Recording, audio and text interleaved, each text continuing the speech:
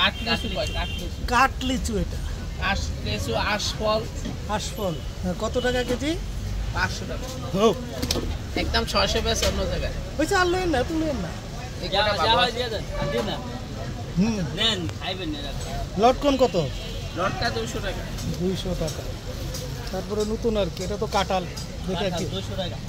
কি 200 জামগুলো আছে ভালো লেবু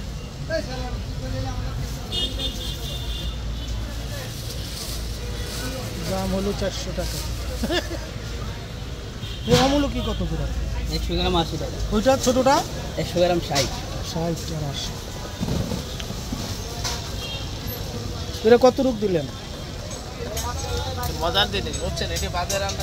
কত রুক লইলেন 8 কেজি